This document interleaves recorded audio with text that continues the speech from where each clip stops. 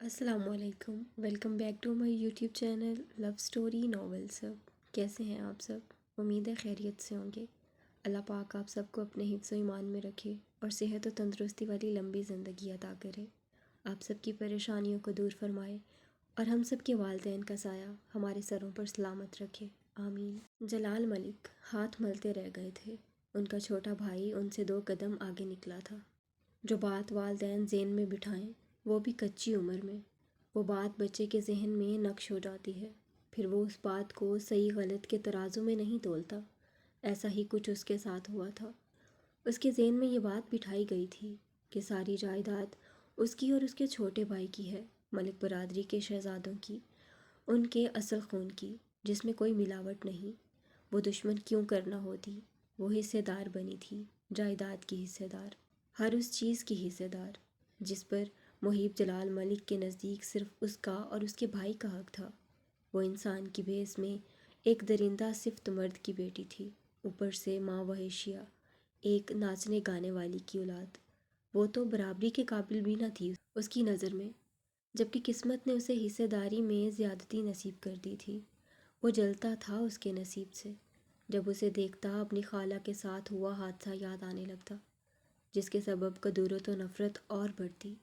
حالت تو یہ تھی کہ اسے خود کو چھونے کے قابل بھی نہیں سمجھتا تھا۔ گندا خون تھی وہ اس کی نظر میں۔ یہ نکاح صرف اس لڑکی کی جائیداد کو حاصل کرنے کے لیے کیا تھا اس نے، مگر کچھ وعدے نے مارا اور کچھ ظالم حسینہ نے پہلی ہی رات میں چاروں شانے چت کر دیا اسے۔ وہ نہیں جانتی اس کے وجود کی مہک کی طلب اسے آفس سے کھینچ کر گھر لے آتی تھی، اسے پہلی ہی رات کے بعد اعتراف کرنے پر مجبور کر گئی تھی کہ جتنا سوچا تھا مقابل اتنی بری نہیں۔ وقت و حالات ایسے پلٹیں گے یہ کب سوچا تھا اس نے کہ ساری جائیداد وہ بغیر کچھ کہے، بغیر لڑے، بغیر کسی اعتراض کے، بغیر کسی سوال کے، بغیر کسی احتجاج کے خود ہی اس کے نام کر جائے گی۔ وہ صرف اس لڑکی کا ایک دستخط نہیں تھا، وہ تو محیب کی پوری زندگی کا حاصل تھا۔ مگر آج کیوں پوری زندگی کا حاصل بیکار و عبث و بے معنی معلوم ہو رہا تھا؟ وہ کیا کرتا اتنی جائیداد کا، جس میں سے اسے اس حسین دلربا کی مہک نہیں آتی؟ حال تو یہ تھا اب کہ اس حاصل کو پا کر وہ اور زیادہ رنج میں مبتلا ہو گیا تھا۔ کب سوچا تھا کہ دشمنی ایک دن اس موڑ پر پہنچے گی کہ اپنے ہی جانی دشمن سے محبت ہو جائے گی۔ دل اتنا پہلے کبھی نہ تڑپا جتنا اس لمحے ایک دستخط کو دیکھ کر تڑپا۔ وہ لڑکی تو منہ پر مار گئی ساری جائیداد، گویا کہہ گئی ہو، جاؤ محیب جلال ملک، نجمہ بنت عبد الرحمن ملک نے تمہیں اپنی ساری جائیداد بھیک میں دے دی۔ صوبیہ بھابھی آپ اندر ہیں کیا؟ نجمہ اپنے آنسو صاف کرتے ہوئے سیدھی صوبیہ کے کمرے میں آئی۔ نج کیا ہوا، تم رو کیوں رہی ہو؟ چاہے کتنا ہی صاف کر لے، آنکھوں سے آنسو آنا بند نہیں ہو رہے تھے۔ آخر دل ٹوٹا تھا اس کا، وہ بھی دوسری بار۔ پہلے زارون نے بے دردی سے توڑا اور اب محیب کے دھوکے نے تو اس ننھے دل کو کرچی کرچی ہی کر ڈالا تھا۔ صوبیہ اسے روتا دیکھ فکر مند لہجے میں پوچھنے لگی، بھابھی محیب دھوکہ دے رہا ہے مجھے، اس نے جائیداد کے لیے شادی کی ہے مجھ سے۔ اس کے سینے سے لگ کر بلک بلک کر روتے ہوئے اپنے ساتھ ہونے والی ظلم کی داستان سنانے لگی، جس سے صوبیہ پہلے ہی واقف تھی، نج میں جانتی تھی۔ اس کے شرمندگی سے کہتے ہی نجمہ شوق کے مارے سینے سے ہٹ کر اس کا چہرہ تکنے لگی۔ آپ جانتی تھیں، پھر بھی مجھے اس کے قریب دھکیلتی رہیں۔ یہ ہے آپ کی دوستی، میں نے آپ کو اپنا دوست مانا تھا، آپ نے بھی مجھے دھوکہ دیا۔ وہ تیزی سے اس کے وجود سے دور ہٹتے ہوئے غم و غصے کی ملی جلی کیفیت سے دو چار حالت میں بولی، ہاں، کیونکہ میں تمہاری شادی بچانا چاہتی تھی۔ وہ فوراً ہی دفاع میں اپنا موقف بیان کرنے لگی، کون سی شادی؟ سب دھوکہ ہے، یہ سب دھوکہ ہے۔ وہ پھوٹ پھوٹ کر روتے ہوئے گویا ہوئی، مانا تم ٹھیک کہہ رہی ہو، مگر میری نیت اچھی تھی۔ میں نے سوچا تھا کہ شاید محیب بھائی کو تم سے محبت ہو جائے اور وہ اپنی دوسری شادی کا ارادہ ترک کر دیں۔ یقین جانو میں نے کبھی تمہارا برا نہیں چاہا، ہمیشہ اچھے کی خواہش رکھی ہے۔ محیب جلال ملک اور مجھ سے محبت، یہ کہتے ہی وہ بہت زور زور سے ہنسنے لگی۔ ایک دو ثانیوں کے بعد ہی وہ ہنسی رونے میں بدلی۔ وہ زمین پر گر کر بچوں کی طرح بلک بلک کر رونے لگی۔ صوبیہ سے شکوہ کیسے کرے؟ وہ خود بھی تو دھوکہ کھا چکی تھی، محبت میں گرفتار ہو چکی تھی، دل ہی دل اس دھوکے باز سے اطراف محبت کر چکی تھی۔ نج سوری، سب میری غلطی ہے، مجھے تمہیں بتا دینا چاہیے تھا۔ صوبیہ تو خود دکھی دل تھی، دھوکہ تو اسے بھی دیا جا رہا تھا، وہ بیچاری تو خود ٹوٹ چکی تھی۔ یہی سبب تھا کہ نجمہ کے درد کو سمجھ سکتی تھی، محسوس کر سکتی تھی۔ پتہ ہے میں کبھی کبھار سوچا کرتی کہ کوئی اپنے ہی بچے کو کیسے مروا سکتا ہے۔ آج جب حقیقت مجھ پر آشنا ہوئی تو سمجھ آیا، کیونکہ وہ میری اولاد کو دنیا میں کیوں آنے دیتا۔ اس کا مقصد مجھ سے جائیداد حاصل کرنا ہے۔ اگر میری اولاد دنیا میں آ جاتی تو تیرا میرا تھوڑی ہوتا، سب اس آنے والے ننھے مہمان کا ہوتا، یعنی ہمارا۔ اور وہ جلاد ہمارا نہیں چاہتا، وہ خود غرض جلاد ہر چیز پر صرف اپنا قبضہ چاہتا ہے۔ کاش آپ مجھے پہلے بتا دیتی تو میں اپنے بچے کو اس جلاد سے بچانے کی کوشش کرتی۔ میں تو اسی خوش فہمی میں ماری گئی کہ وہ اس بچے کا باپ ہے، وہ حفاظت کرے گا۔ میں واقعی بہت شرمندہ ہوں، میں نے نہیں سوچا تھا کہ وہ انسان اتنا سفاکت بھرا نکلے گا، بلکہ وہ کیا، اس خاندان کا تو ہر شخص ہی ایک جیسا ہے، انسان کی شکل میں بھیڑیے ہیں یہ لوگ۔ وہ شرمندہ تھی، اور وہ شرمندگی اس کے چہرے پر عیاں بھی تھی۔ بھابھی مجھے ان بھیڑیوں سے بچا لیں پلیز۔ نجمہ کو اچانک ہی خود سے معلق ننھی جان کا خیال ستایا۔ اس کے نزدیک اگر محیب نے پہلے والے کو مار دیا تھا تو یقیناً وہ علم ہونے پر دوسرے کو بھی ضرور مارنے کی کوشش کرے گا۔ وہ اپنے بچے کو بچانا چاہتی تھی کسی بھی حال میں، کسی بھی صورت میں، جب تک تمہارے پاس جائیداد کا بڑا حصہ ہے۔ محیب بھائی تمہیں کسی صورت نہیں چھوڑنے والے، مقابل گمبھیر لہجے میں بولی۔ نہیں چاہیے مجھے یہ جائیداد، میں خود محنت کر کے کما لوں گی، میری اولاد سے بڑھ کر نہیں ہے یہ۔ وہ جذباتی ہو کر تیزی سے بولی۔ نج جذباتی فیصلے مت کرو، وہ اسے دیکھ سمجھانے والے انداز میں اس کے پاس نیچے بیٹھتے ہوئے گویا ہوئی۔ جذباتی فیصلہ نہیں ہے، مجھے صرف میرے بچے کی جان پیاری ہے، وہ جائیداد کے لیے کر رہا ہے نا یہ سب، میں اپنی اولاد کا صدقہ سمجھ کر دے جاؤں گی اسے۔ پلیز میری مدد کریں بھابھی، یہاں سے نکلنے میں۔ وہ التجائیہ انداز میں روتے ہوئے بول رہی تھی۔ تم پریگننٹ ہو؟ صوبیہ اس کی بات سن حیرت سے پوچھنے لگی۔ جی، تبھی تو میں آپ سے مدد مانگ رہی ہوں۔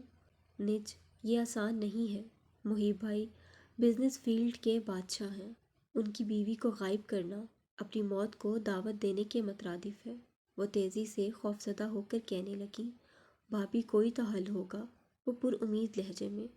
اچھا میں سوچتی ہوں تم رونا بند کرو پہلے اور اٹھو، اوپر بیٹھو۔ وہ اسے اٹھا کر پاس رکھے صوفے پر بٹھانے لگی۔ مجھے ڈیڈ سے بات کرنی چاہیے، اس معاملے میں اب وہی میری مدد کر سکتے ہیں۔ اگر نجمہ جازا کی نظروں کے سامنے سے ہٹ جائے تو امید ہے کہ وہ اپنا گھٹیا منصوبہ ترک کر دے۔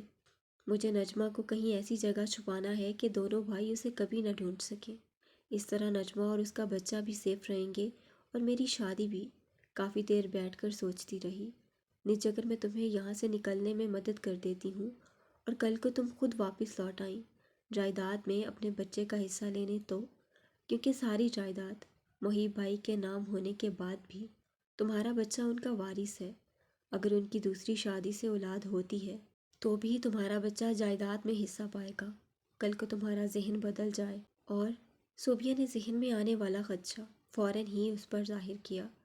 دراصل وہ تو پکا کر رہی تھی کہ نجمہ واپس کبھی لوٹنے کا ارادہ تو نہیں رکھتی۔ وہ ابھی بول ہی رہی تھی کہ مقابل نے تیزی سے بات کاٹتے ہوئے کہا، نہیں بھابھی، میں کبھی واپس نہیں آؤں گی اس جہنم میں، مجھے کوئی حصہ نہیں چاہیے محیب جلال ملک سے۔ میں نے تو سوچ لیا ہے کہ اپنے بچے سے یہی کہوں گی کہ اس کا باپ مر چکا ہے، اس لیے آپ فکر نہ کریں، اور اگر بالفرض محیب مجھے ڈھونڈ بھی لیتا ہے تو بھی میں ان سب میں کہیں آپ کا نام نہیں آنے دوں گی۔ اس کا جواب سن صوبیہ کافی حد تک مطمئن ہوئی۔ ٹھیک ہے، میں ڈیڈ سے بات کرتی ہوں۔ صوبیہ نے اپنے والد کو کال پر دونوں بھائیوں کے سارے معاملات سے آگاہ کیا۔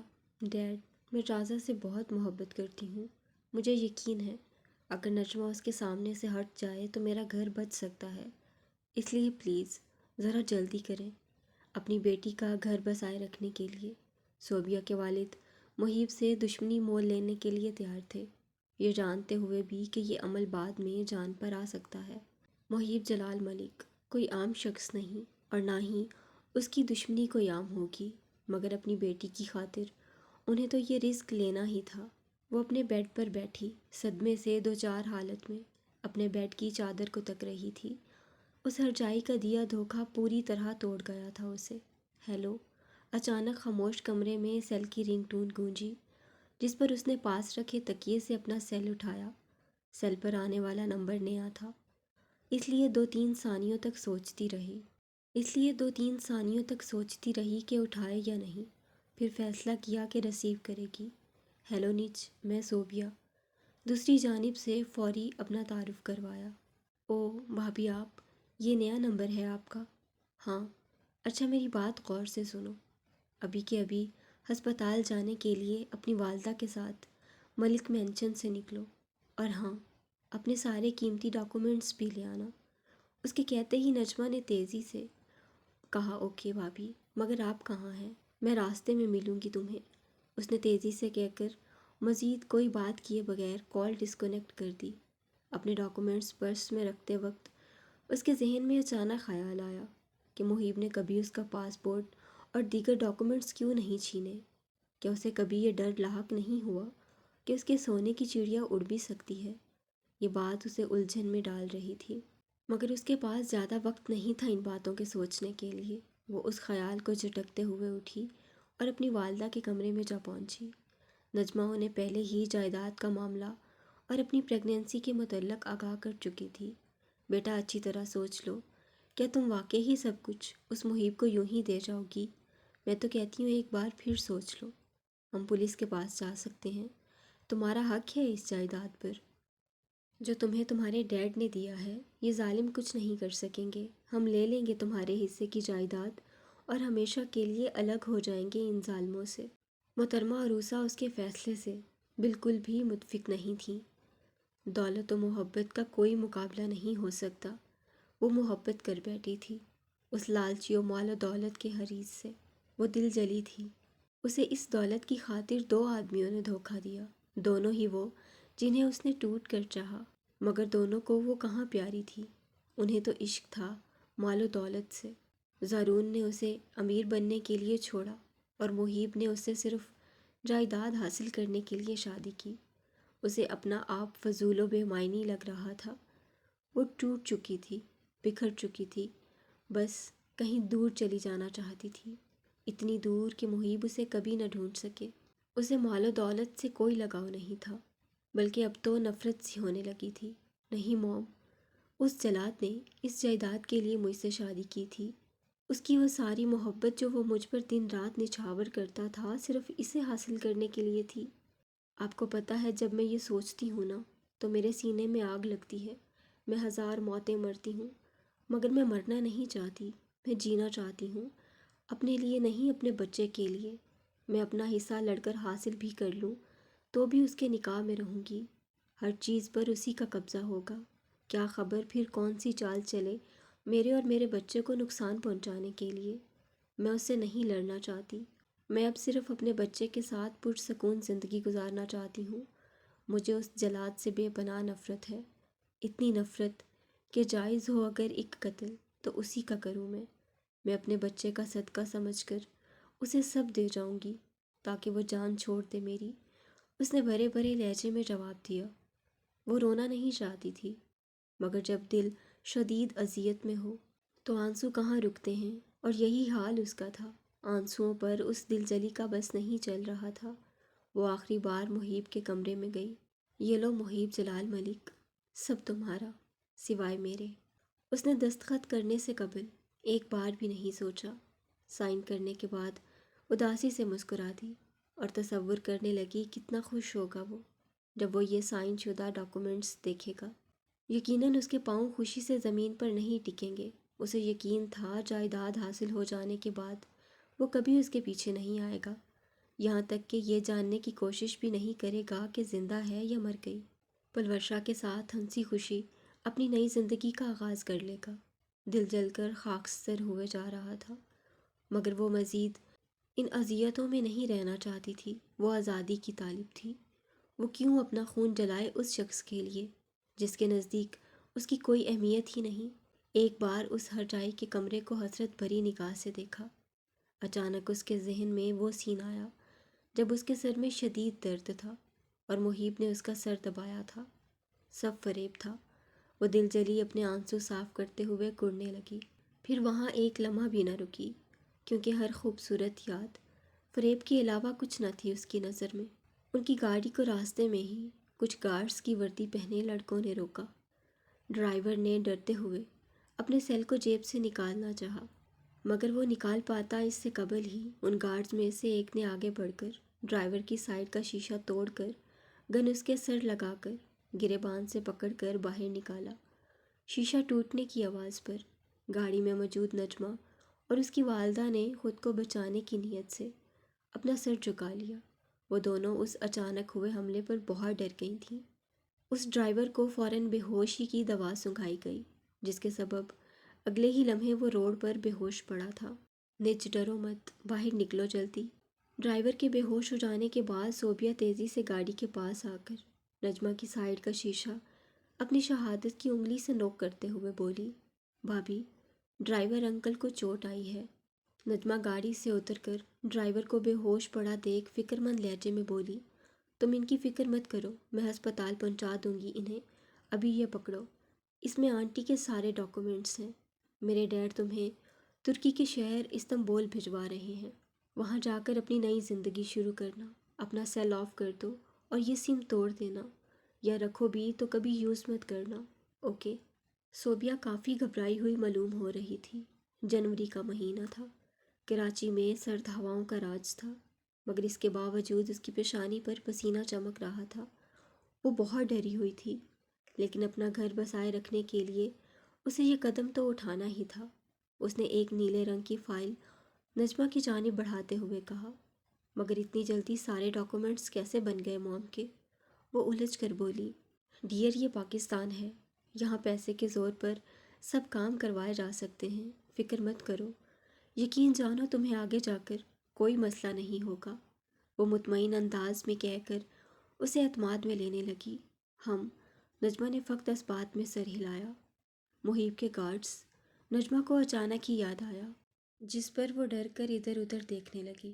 میں نے کہا نا تم کسی چیز کی فکر مت کرو، سارا انتظام کرنے کے بعد ہی تمہیں بلایا ہے۔ انہیں بھی بے ہوش کر دیا گیا ہے۔ جب تک انہیں ہوش آئے گا اور محیب بھائی سے کانٹیکٹ کریں گے، تب تک تو تم بہت دور جا چکی ہوگی۔ صوبیہ بیٹا، تمہارا احسان رہے گا ہم پر۔ محترمہ عروسہ احسان مند لہجے میں صوبیہ کے سر پر شفقت سے ہاتھ رکھتے ہوئے گویا ہوئیں، جس پر وہ مسکراتے ہوئے گلے لگ گئی۔ چلو صوبیہ، جلدی کرو، زیادہ ٹائم نہیں ہے ہمارے پاس۔ ابھی نجمہ اور صوبیہ گلے مل کر الوداع لے ہی رہے تھے کہ پیچھے سے ایک خوبرو نوجوان کی بھرمدار آواز نے انہیں اپنی جانب متوجہ کیا۔ نج، یہ عدیل بھائی ہیں، میرے بڑے بھائی، تم پہلے ملی ہوگی ان سے۔ صوبیہ گلے سے ہٹ کر اس لڑکے کا تعارف نجمہ سے کرانے لگی۔ ہاں، اسے یاد تھا، وہ صوبیہ کی شادی پر ملی تھی عدیل سے، مگر صرف رسمی سلام دعا تک ہی بات محدود رہی تھی۔ جلدی کرو، وہ روبدار انداز میں کہہ کر پلٹ کر گاڑی کی جانب بڑھ گیا۔ نجمہ اور اس کی والدہ کو ایک سفید رنگ کی کار میں بٹھایا گیا، جبکہ عدیل بلیک رنگ کی پنجاروں میں بیٹھا۔ سیو بھائی، نجمہ کے پاس پیسے نہیں ہیں، بس تھوڑی بہت سیونگز ہیں، اسے کوئی مشکل نہ آئے وہاں، اس لیے جب اسے فلیٹ میں چھوڑیں تو میری طرف سے یہ لفافہ اسے تحفتاً دے دیجیے گا۔ میں ابھی دوں گی تو شاید وہ قبول نہ کرے، صوبیہ نے لچکدار انداز میں کہتے ہوئے لفافہ عدیل کی جانب بڑھایا، جسے اس نے بغیر کچھ کہے لے کر کوٹ کی اندرونی جیب میں رکھ لیا اور ڈرائیور کو گاڑی چلانے کا کہا۔ آنکھوں سے گاڑیاں اوجھل ہونے تک وہ وہاں کھڑی رہی۔ کہیں نہ کہیں اس کا ضمیر اسے ملامت کر رہا تھا، جسے وہ سننا نہیں چاہتی تھی۔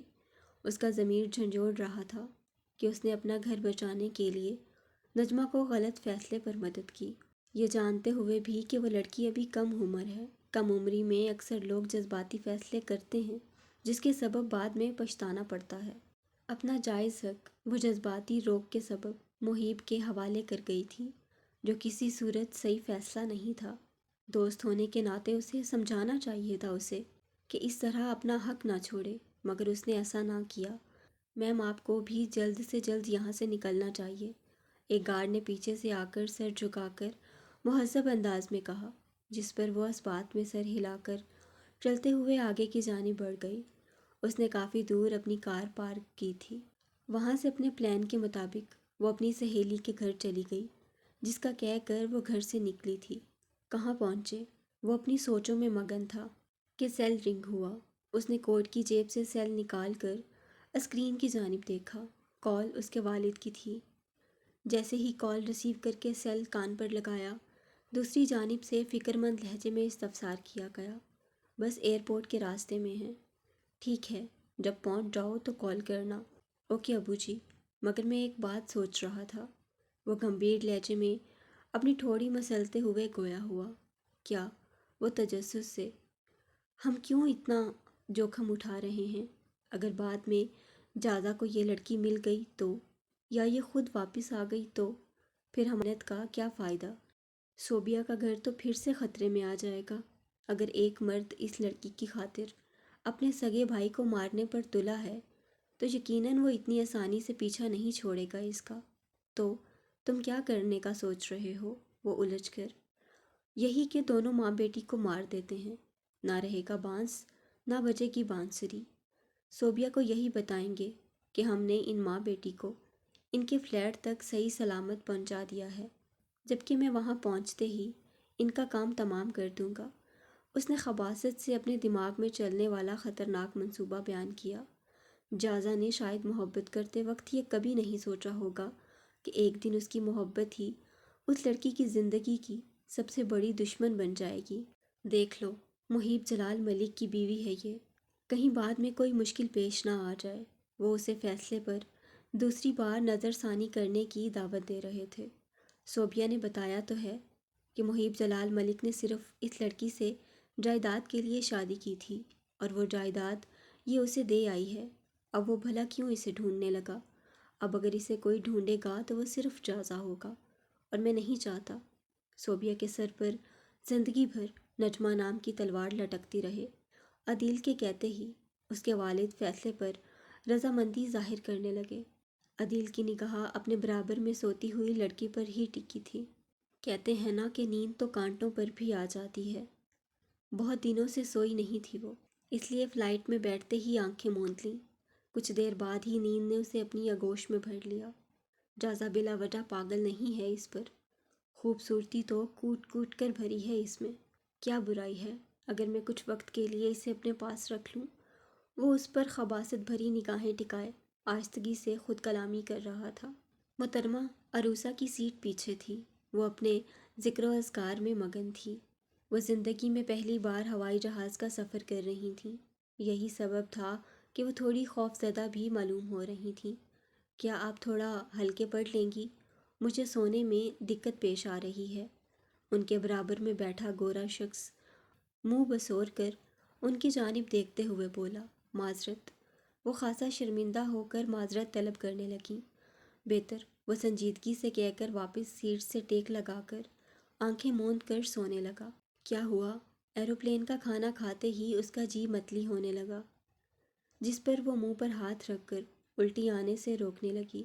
عدیل اس کی پریگنینسی سے ناواقف تھا، اس لیے ابرو اچکا کر پوچھنے لگا۔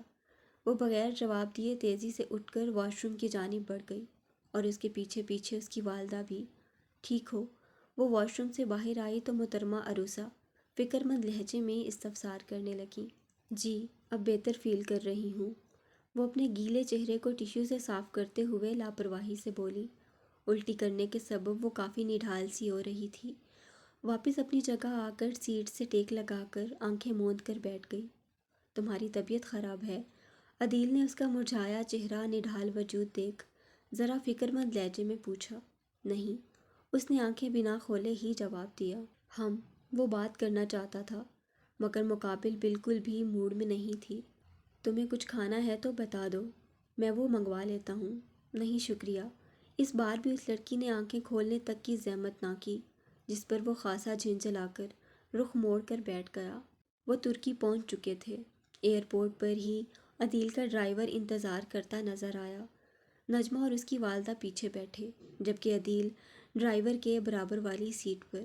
پورے راستے گاڑی میں خاموشی طاری رہی، زندگی سے جیسے خوشیاں روٹ گئی ہوں اس کی، جیسے زندہ مردہ برابر ہو۔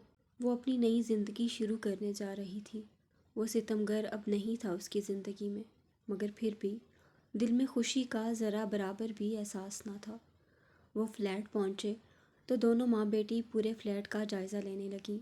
نجمہ نے اپنے گلے میں کالے رنگ کا چھوٹا بیگ اتار کر بیڈ پر رکھا اور کھڑکی سے باہر کا نظارہ دیکھنے لگی، جبکہ عدیل صوفے پر پاؤں رکھ کر بیٹھا سگریٹ پی رہا تھا۔ شکریہ آپ کا، اگر آپ ہماری مدد نہ کرتے تو ہم اس جہنم سے شاید کبھی نہ نکل پاتے۔ وہ پرسنلی طور پر خود شکریہ ادا کرنے اس کے پاس آئی۔ اس کی سگریٹ نوشی کے سبب دھانس نہ لگ جائے اس لیے ناک کو رومال سے کور کر کے اس کے سامنے کھڑی تھی۔ رائٹ، میں نے بہت مدد کی ہے تمہاری۔ یہ کہتے ہوئے وہ اپنی جگہ سے اٹھا تو وہ تو کا لفظ خاصا کھینچتے ہوئے سگریٹ زمین پر پھینک کر جوتوں سے مسلنے کے بعد اس کے بالکل روبرو آ کر کھڑا ہوا۔ تو تم چاہو تو میری خدمت کر کے شکریہ ٹھیک طرح ادا کر سکتی ہو۔ اس کی آنکھوں سے جھلکتی ہوس، اس کا اپنے سوکھے ہونٹوں پر زبان پھیرتے ہوئے قریب آ کر ذو معنی انداز میں کہنا نجمہ کو خوفزدہ کرنے کے لیے کافی تھا۔ وہ تیزی سے 2 قدم پیچھے ہٹی۔ اسے زوبیہ کے بھائی سے اتنا گھٹیا ہونے کی امید نہیں تھی۔ کیا ہوا؟ شکریہ ادا نہیں کرنا میرا؟ وہ خباثت سے مسکراتے ہوئے بولا۔ عدیل بھائی اپنی حدود میں رہیں۔ مانا وہ ڈر گئی تھی، مگر یہ سوچ کر اپنا خوف چہرے پر عیاں نہ ہونے دیا کہ وہ خبیث شخص مزید شیر ہو جائے گا اسے خوف زدہ ہوتا دیکھ۔ اس لیے غسیلی آواز میں 2 ٹوک انداز میں بولی، کیا تم ایک ناچنے گانے والی کی بیٹی مجھے عدیل عدنان ملک کو کہہ رہی ہے کہ حدود میں رہے؟ اپنی اوقات بھول گئی ہو کیا؟ اسے نجمہ کا اسے حدود میں رہنے کا کہنا شدید ناگوار گزرا۔ وہ اسے اپنی انا کا مسئلہ بناتے ہوئے مقابل کا نازک بازو اپنی جنونی گرفت میں لے کر زور سے دھاڑا۔ اس کی سخت توہین امیز جملے اور دھاڑ سن کر محترمہ عروسہ تیزی سے نجمہ کے پاس آنے لگیں۔ چھوڑو، چھوڑو میری بیٹی کو۔ وہ نجمہ کا ہاتھ اس خبیث شخص کی پکڑ سے آزاد کرانے کی کوشش کرنے لگیں۔ نجمہ کو اس لمحے سکتہ سا لگا، کیسے وہ محیب کی قید سے نکلنے کے چکر میں اتنے گھٹیا انسان کے چنگل میں پھنس گئی۔ وہ اپنی ماں کے ساتھ پردیس میں تھی، کوئی اس کا مددگار نہ تھا، جسے مددگار سمجھ کر اتنی دور تک آئی تھی۔ وہ تو اب عزت کے در پر آن پہنچا تھا۔ ہٹ یہاں سے بڑھیا۔ وہ اس کے سامنے ہی اس کی والدہ کو بری طرح جھٹکتے ہوئے اپنے دوسرے ہاتھ کے استعمال سے دور دھکیلنے لگا، جس پر اس لڑکی کا خون گول اٹھا تھا۔ چھوڑو مجھے۔ وہ اپنے دانت اس کے ہاتھ پر گاڑتے ہوئے اس نے اتنی زور سے کاٹا تھا کہ عدیل کا ہاتھ سفید سے سرخ پڑ گیا تھا۔ عدیل نے تیزی سے ہاتھ چھوڑ کر ایک زوردار تماچا اس کے حسین چہرے پر رسید کیا۔ آنکھوں سے آنسو از خود ہی بہنے لگے۔ اس کے چہرے پر عدیل کے ہاتھ کے نشان چھپ گئے تھے۔ یہ پہلی بار تھا جب اس نے کسی مرد کے ہاتھ سے تھپڑ کھایا تھا۔ جو ذلالت و اذیت اس لمحے اس نے محسوس کی وہ ناقابل بیان ہے۔ وہ صوفے پر منہ کے بل گری تھی۔ تمہاری ہمت کیسے ہوئی ذلیل انسان میری بیٹی پر ہاتھ اٹھانے کی؟ محترمہ عروسہ بھپھر کر اس کے گریبان کو پکڑ کر اپنی طاقت کے مطابق مارنے کی کوشش کر رہی تھی۔ پہلے تیرا انتظام کروں، پھر اس ہرافہ کو دیکھتا ہوں۔ یہ کہتے ہوئے وہ محترمہ عروسہ کا بازو پکڑ کر کھینچتے ہوئے کمرے کی جانب لے گیا۔ نجمہ نڈھال حالت میں صوفے پر پڑی تھی، مگر اپنی ماں کو اس ظالم کو گھسیٹ کر کمرے کی جانب لے جاتا دیکھ وہ اپنے وجود میں بڑی مشکل سے ہمت جمع کر تیزی سے اٹھی۔ چھوڑو میری مام کو، چھوڑو۔ وہ جب تک کمرے کے پاس پہنچی، عدیل اس کی والدہ کو کمرے میں دھکیل کر دروازہ باہر سے لاک کر چکا تھا۔ چھوڑ دوں گا، پہلے اپنا احسان تو وصول کر لوں تجھ سے۔ یہ کہتے ہی وہ اس کی جانب لپکا، جس پر اس لڑکی کے اوزان خطا ہوئے اور وہ اپنی عزت بچانے کے لیے تیزی سے باہر کی جانب دوڑی۔ کب سوچا تھا کہ ایک دن ایسا بھی دیکھے گی اپنی زندگی میں؟ کیا خطا تھی اس کی؟ کیوں اسے کوئی سکون سے جینے نہیں دے رہا تھا؟ آخر کیا مانگ لیا تھا زندگی سے؟ صرف ایک سکون بھری زندگی۔ پہلے سوچا تھا کہ مارنے کے بجائے تجھے اپنے پاس رکھ لوں گا، مگر تو اس قابل نہیں حرامن۔ وہ بھاگ رہی تھی بدحواسی کے عالم میں، جب اس ظالم نے دروازے پر پہنچنے سے پہلے ہی اس کی گھنی زلفوں کو جڑ سے پکڑ کر روکا۔ وہ ظالم اتنی شدت سے کھینچ رہا تھا کہ وہ نازک صفت درد سے کرا اٹھی۔ بالوں سے پکڑ کر اس کا حسین سرخ چہرہ اپنی جانب موڑ کر حقارت سے بولا، مارنے؟ نجمہ کا ذہن اس کے مارنے کے لفظ پر اٹکا۔ ہاں مارنے۔ کیوں؟ تجھے کیا لگا تو میری بہن کا گھر خراب کرے گی اور ہم تجھے زندہ چھوڑ دیں گے؟ کیا بکواس کر رہے ہو؟ تمہیں کوئی غلط فہمی ہوئی ہے۔ میں بھلا کیوں صوبیہ بھابھی کا گھر خراب کرنے لگی؟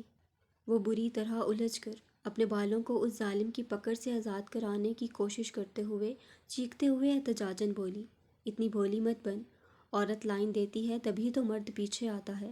وہ دانت پیستے ہوئے اس کے بالوں کو مزید سختی سے جھنجھوڑتے ہوئے مفاہمانہ انداز میں بولا، بکواس بند کرو اپنی، جازا میرا بھائی ہے، بڑا بھائی، اور یہ بات صوبیہ بھابھی اچھی طرح جانتی ہیں۔ اس ظالم نے کردار پر انگلی اٹھائی۔ وہ کیسے برداشت کر لیتی؟